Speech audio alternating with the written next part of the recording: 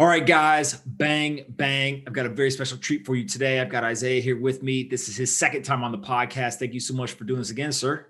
Man, so glad to be back. It's been a long time, man. It's a long time coming. Glad to see you, Pomp. Absolutely. So we're jumping on today because last night we were in Clubhouse and we were in a room. It was me, you, Delane, Chris Lyons, Chris Dixon from Andrews and Horowitz. There was Meek Mill, Mike Novogratz, just a whole host of people in there. And at one point, you took the mic and you took over, man. It was absolutely amazing to watch. So basically, I just want to kind of go through how you're thinking about Bitcoin and kind of talk through some of the nuances that you spoke about last night. But before we do that, let's start with just your background. Kind of tell us where you grew up, what you've done career-wise before you wrote the book, and then tell us a little bit about the book series, Bitcoin and Black America. So yes, my name is Isaiah Jackson, and I'm originally from Charlotte, North Carolina. And Charlotte is one of the biggest banking cities in the world. So if you know anything about that, everybody here has a banking aunt or uncle or cousin. And one of the best parts about that was I grew up thinking that was, of course, the entire financial system. But my background is I went to NC State for college, went there for computer science, and then got into IT. At first, I was a teacher. I taught computer science, and then I got into the IT world. So I had a pretty solid tech background, being IT analyst and software developer. But when I saw Bitcoin in 2013, that sort of put the two together. Again, like I said, I have people in my family on the financial side and the tech side. When Bitcoin came, it's the purest form of fintech. It's fintech in its purest form. So when that came about, one of the things that it piqued my interest was, of course, I could make money from it, but also too, there were problems in computer science that were finally solved. Like Byzantine, the Byzantine in general's problem was finally solved. So that's one of the things that piqued my interest. But I love the fact that, back then, people thought it was for drug dealers. They thought it was for scammers, for multi-level marketing. And I got, my own family members and friends were like, what are you doing, man? What is this Bitcoin thing you're talking about? And, my background before Bitcoin was always sort of defiant, sort of first to do something. So I think I was right at home when I found Bitcoin. And before I wrote Bitcoin in Black America, I had the Gentleman of Crypto show, which is still going daily, one of the longest running shows in the industry. And also I've also written 3 Bitcoin starter guides before Bitcoin in Black America came out. So I've done a lot, traveled around the country, speaking with people, going up and down 85, driving to people's houses just to be laughed at, speaking to financial groups who were looking me up and down like, who is this 25, 26-year-old kid telling me I don't know what I'm talking about? Because I used to go there. I used to say, hey, gold, who cares about gold? And, I used to make bets. I would say, hey, I bet you on Bitcoin, it'll be past gold's market cap. And they would never go for it. So I've been through it a lot. And it's just good to see that once the book came out, I was able to package those experiences and that knowledge and able to produce it and give it to the people. And at this point, with the second version coming out, I think we're getting to a point now where that knowledge base is building and we have a solid foundation in my community and the broader community as well.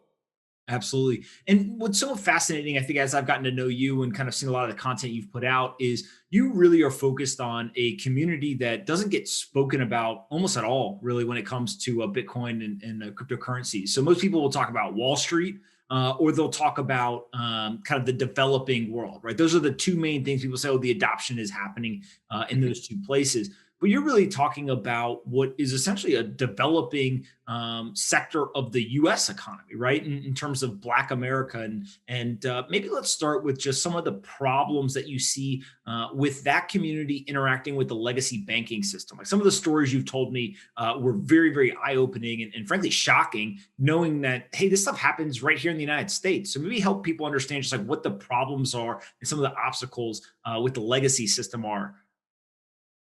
So Bitcoin went past 40,000. We saw all the hype. And what I like to do whenever we see this bull run hype is take a step back. Remember why we're here. And I remember why I was here. I remember why it intrigued me. I remember reading the white paper and distinctly thinking to myself, this is perfect. The people finally have a chance. We at least have a shot, and it was more of a shot, so to say, back then. Now I think it's a foregone conclusion that we can actually develop. And the reason I thought, in the Black community, we would have a shot is because traditionally or historically, what we have seen wealth systematically taken out of our community through laws, through different practices. Some of the banking practices, like you just said, that have been very egregious, including in the book. I have all of my examples from 2012 up to now. So it's not like I'm talking about a long time ago before civil rights. We're talking about recently. And they've settled disputes that have stated that Black Americans were given higher interest rates on loans. They've settled disputes for racial discrimination for hiring Black candidates in the financial market.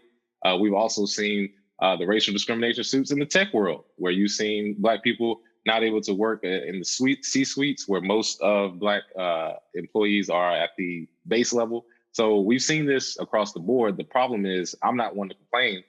I'm just looking for the solution. And I think a solution to that is something like Bitcoin, where if you can free your money, you can also free your industry and free your community.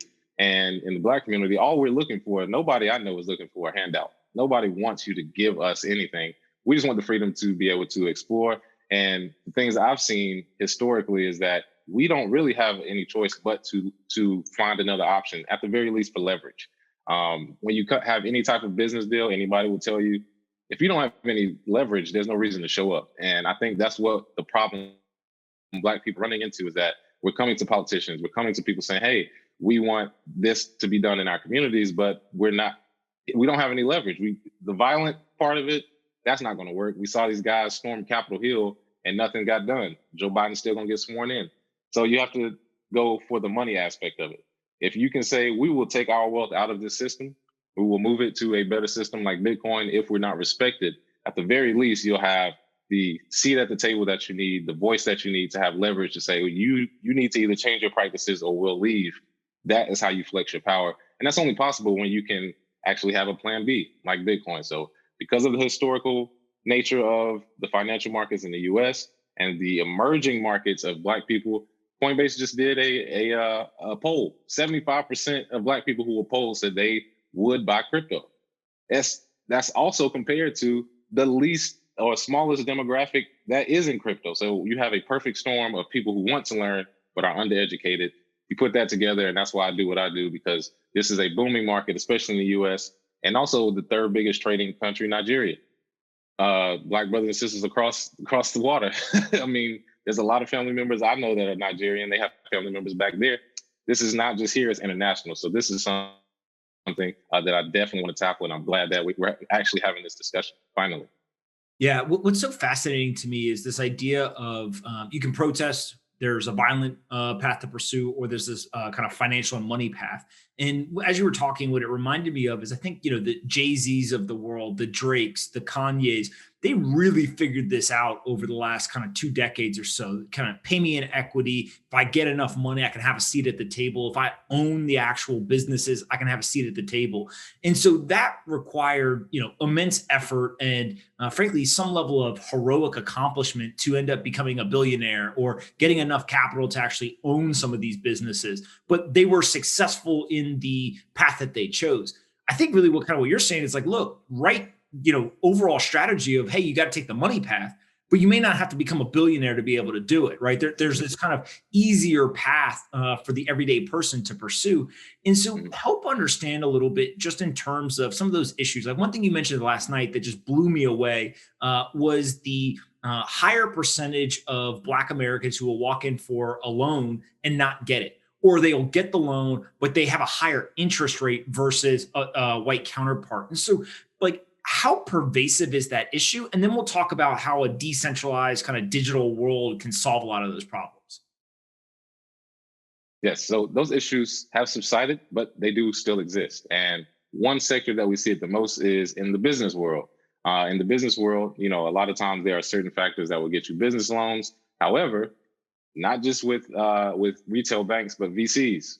Only 1% or less than 1% of VC money goes towards Black-owned businesses, whether it's perception of money management, whether that's the historical perception that, tech companies can't be run by Black people and become prosperous, whatever it is, those are the facts. And from a data standpoint, when you see that, you have to understand that usually that is a result of things that were put in place before. So you have a industry where you have the same sort of loop of money going right back to the same people. And if their network is mostly white, which most people hang with people in their industry, that's what you're going to get over and over. Bitcoin releases that. So now you can invest in anybody around the world, technically, using a free money system. And I think that that is something that should be spoken for as far as the barrier to entry, because when we talk about the banking system and trying to get money here and trying to get, all that is going through a third party and going through an entity that has human error. Do you want to choose humans or do you want to choose math and technology? Choose math and technology is built into the code for Bitcoin. You have the ability to take control, so why not do that? And we don't have to worry about someone sitting across from you and judging you based on whatever factors. It doesn't matter. Decentralized finance, where that comes in is that for the first time ever, the only thing you need is the collateral. That's all it should be. It shouldn't be what zip code you are, what do you need it for, KYC, that's a debate we can have later. Shouldn't even matter. It should really be, if you have the collateral, here's the cash. If you pay it back, here's back your collateral. That's it. Very simple process, but there's all these steps in between to convolute it. But now that it is possible, the Black community can usually, or, usually you can't do this, but now we can actually use Bitcoin as collateral, get cash loans for businesses, build those small businesses at a time where a lot of businesses are decimated. They're looking for a way out after a lot of the COVID shutdowns. And in the Black community, I can't save everybody, but you can save yourself. And if there's a way for you to win, that is the best thing you can do for the Black community, is to build yourself up, be self-sovereign, be self-sufficient, and use something like decentralized finance to do that. Bitcoin solves that problem, and the community as a whole wins when individually you can build yourself up. Yeah, kind of pulling on this a little bit more, in the decentralized finance world, whether it's on Bitcoin, somewhere else, forget, kind of where it ends up being successful, but just the idea of decentralized finance, really what you're talking about here is it doesn't matter who you are, what language you speak, what nationality you are, what your skin color is, your education level, none of that stuff matters. If you've got, $100,000 worth of Bitcoin and you need a $20,000 loan, you can post that $100,000 of Bitcoin, and these decentralized protocols just recognize somebody gave me $100,000 worth of Bitcoin. Here's your $20,000 of a stable coin or US dollars or whatever it is. And so it sounds like really what you're talking about is a technology and a financial system that's technology enabled that is almost built in a way that protects itself from human error, human bias, and a lot of the issues that we see in the legacy world, right? Absolutely. Or even if those things enter into the space, it's quickly shut down because we are great at self-regulating in the crypto market. As you've seen, we're some of the best self-regulators there are because we know building from scratch. We can't afford to have scammers and human error trying to mess it up, or somebody trying to change what Bitcoin or what crypto is meant for. So we do a great job of that. And in my opinion, I love the fact that our industry, we don't care what type of human enters into it. You have to prove yourself in the crypto market. I mean, as you know, we laugh at billionaires. Warren Buffett gets criticized all the time. People say have fun staying poor to Mark Cuban. Like, what? What I mean? I love it. I mean, even though it's, pretty crazy, people have to remember that's where we started. That is what this was built on. And these crazy random people over the internet somehow built a financial industry. So it broke down the mindset that you need this government to tell you this is your money. You need some sort of regulatory body to tell you this is how you can spend it.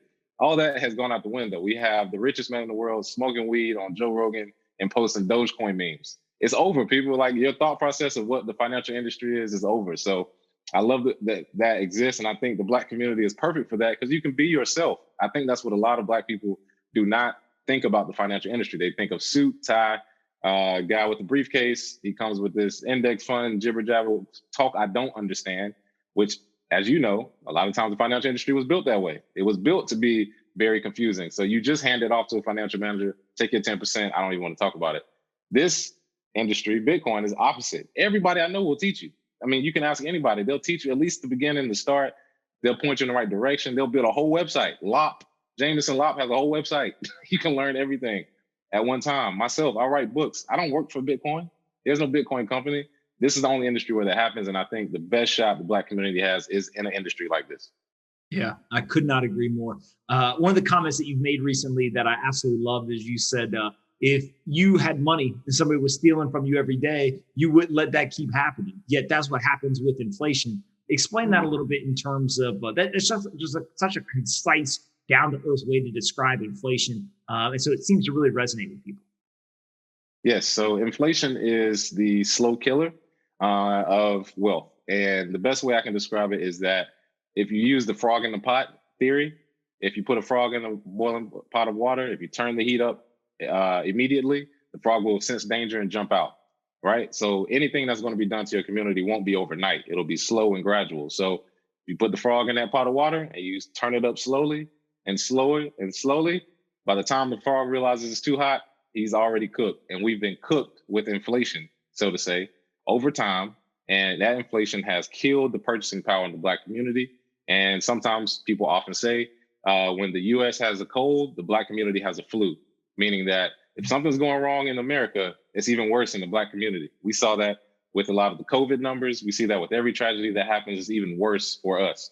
So what inflation has done to our community, it has took your purchasing power to where grandpa could have a job and your grandmother could stay at home. You could still have a house and a car. To now you could have a 2-income household and barely afford an apartment with public transportation. So that's what inflation has done to our money over time. Purchasing power has decreased. And I want people to understand that the only way to win against inflation is to have your money in an asset that beats out that inflation year over year. And right now we're looking at 15 to 20% inflation rates with the printing of money, with more coming. I think they're announcing it tomorrow. How will you win in this market? How will you preserve wealth? Well, you have to have it in an asset such as Bitcoin, which has outperformed every other market. The guy on CNBC said he tells his friends to invest in the S&P. That's great, but it made 16% last year. That's not keeping up with inflation, really. Bitcoin does, and it beats it by a large margin. So that's how you can preserve that wealth. And that's the point. I really want to get out to people as I speak to them over time. Absolutely. When you talk to people and you start educating them, or they read your book and they say, hey, you know what, I need to actually get involved here. What's normally your recommendation for how somebody from the Black community can get started in Bitcoin? Is there a certain site you want to send them to? Is there a way, whether it's dollar cost averaging or something else? Like, what's kind of the first step that you normally tell them?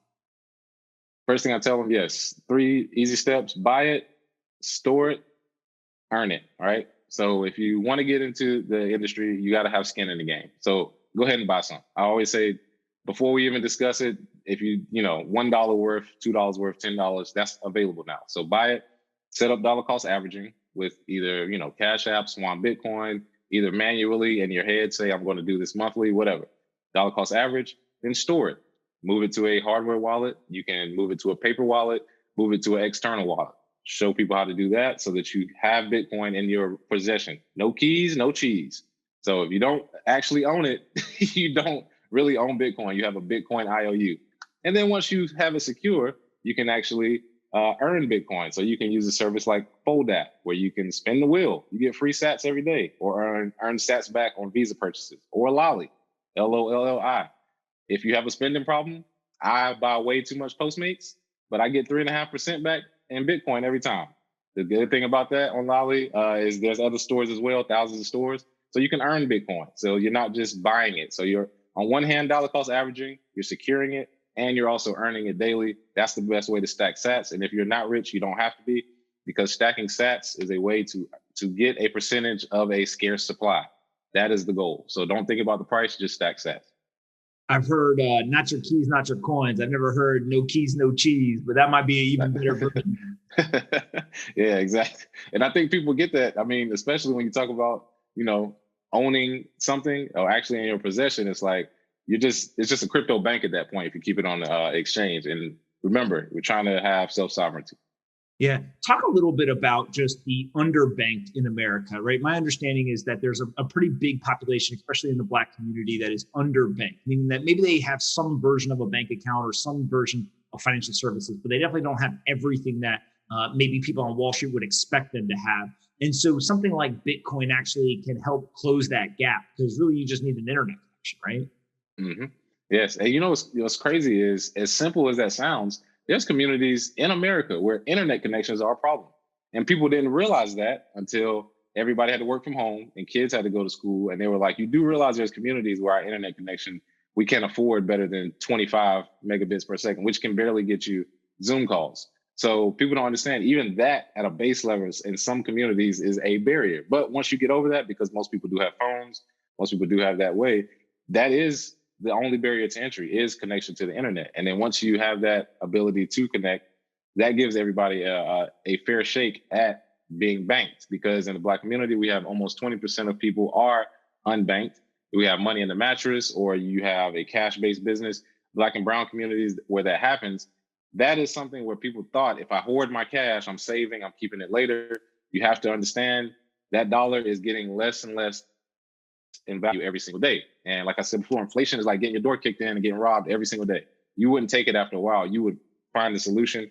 And that solution is to put it into assets or into, like some people have done, public treasuries, put their public treasuries into Bitcoin. That's what you have to do. So save yourself with that strategy. And of course, make sure if you are a business, do what you have to do to preserve your wealth. You can't just let it go away with money in the mattress or something your grandmother told you about not trusting banks. Bitcoin is not that. That's not the same thing. So this is a much, much different way. Yeah, and it's really funny because the distrust is very real in some communities in America, right? Where basically, I know in like the Chinese American community, also in the Black community, there is a very, very deep rooted distrust in these institutions, and so really Bitcoin serves in some weird way as the exact opposite, where you can basically get all the security and the preservation of the purchasing power, but you get the sovereignty as well. And so you kind of get the best of both worlds. Yes, and it's so simple, it's complicated. You tell people this and they're like, wow, so it really solves all the problems we're talking about. Yes, it's probably the greatest invention in a few hundred years.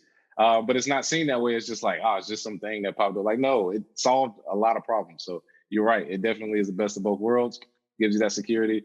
And, it honestly, for people who have never invested, Bitcoin is probably the first thing most people have invested in. We've got a whole new wave of investors just because the barrier to entry was low for Bitcoin and cryptocurrency. So I love that about this industry. Absolutely. Before I let you go, I got two more questions for you. First, tell us about the books. You've got the first one out, very popular. You are probably the only person I know that got Jack Dorsey tweeting about your book, which was pretty cool. You've been on CNBC recently, and it seems like people are really starting to kind of pay attention. Tell us about the first book, and then you've got a second one that is on a pre-order now.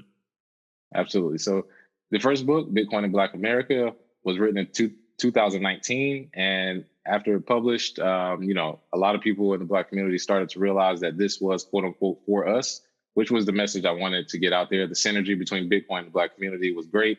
And I wanted to make sure that we got the message, because it is for everybody. But I believe that the message had, at that time, it went over a lot of people's head. It left a lot of people with a sour taste in their mouth after 2017. They didn't know what was happening. They thought the market was crashing. It was over. So that's why I put out Bitcoin in Black America. And that gives solutions such as how to use it in the Black church, in HBCUs, how to have blockchain groups, things of that nature, and other solutions as well. In the second version, I actually discuss the Bitcoin in Black America tour, talking with Black people all around the country so that you can see that we are still very early. There are people who did not know you could buy a fraction of a Bitcoin even up until 2020. So you have to understand, we're still pretty early. As deep in the wormhole as we are, still very early. The second chapter, The Herd is Coming, literally describes how we can establish ourselves, take it a step up. It's not just enough to own Bitcoin. You need to know how to have your own node. You need to have a private wallet. You need to understand the stock to flow model. You need to know why the Cantillon effect, why things are the way they are. And you need to understand that the herd is coming means that institutions are coming. The sense of urgency needs to be there. So that's the second chapter. The third one, everybody's favorite, fuck the banks. This is the second part of that. But this one is literally only things that banks have done and the hypocrisy they've shown just in 2020. This is just 2020. Because last time, I put it's 2012 to 2019 stuff, just to keep it short. I want people to realize this is just last year. This is while COVID was going on, while you thought everybody was asleep. They were manipulating markets. They were coming out the blue saying Bitcoin is going to be $100,000 when 3 years ago it was the worst asset ever. So I expose all of that. The fourth chapter, Black is Global. It actually describes how around the world remittance payments are great for the Black community, because a lot of my friends are Nigerian, they're Haitian, they're Jamaican. Remittance payments is a huge industry where if across borders they're starting their industry, you don't have to necessarily quote unquote cash out anymore. And the industry built around that. The fifth chapter, one of my favorites, Bitcoin is reparations. It describes the need to take reparations rather than ask for them. I'm not big on saying, hey, can you pay us back for what done before? That could take decades. If it's Bitcoin, you have the opportunity to take it. And I'm one of those people that I'm not about to sit around and ask. Let's just take it and do it our way. Next, I talk about decentralized finance, the promise there with being able to, as we discussed before, collateralize your crypto and taking away the racial part of it forever and the social economic part of it forever, and just focusing on the money aspect. And then the last chapter is called No More Talking, because seriously, after this chapter, there should be no more talking. It includes dollar cost average strategies. It talks about the 8 ways to earn Bitcoin without trading. Other concepts. I talk about Bitcoin and marriage, preserving it for generational wealth, what happens in a divorce, what happens if you don't store your keys for your children and your will, how to do all that stuff. Because people need to start thinking, your Bitcoin, the reason a lot of people is going to be lost is because of people dying. It's not going to be because people lost keys. People are going to die and never have stored their keys or taught their family. So I put all that in there so that Black people can actually enjoy generational wealth with Bitcoin. And that is all in the second book. There's also 3 webinars attached to it. And this is one of the first books, I believe, to introduce scarcity. There's only 10,000 books that will ever be sold, hardcover, all of these books for the second edition.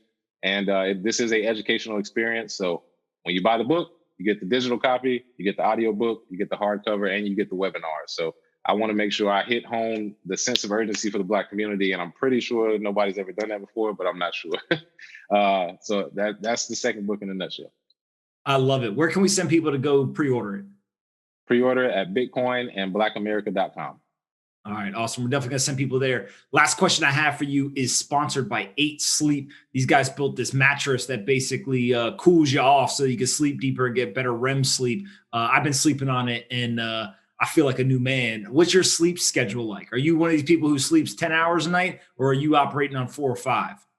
Man, I'm about at 2 or 3. I have a 2-month-old daughter, and I like to watch charts from 2 a.m. to 6 a.m. during the Asian markets. So I don't have a sleep schedule. My mom has always thought I was weird.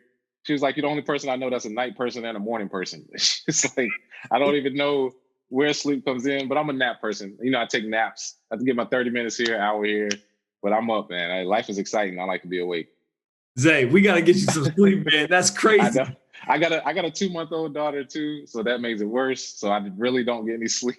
It's just, it is what it is. But I definitely got my Tempur-Pedic back there, so I'm gonna start using it more. I love it. I love it.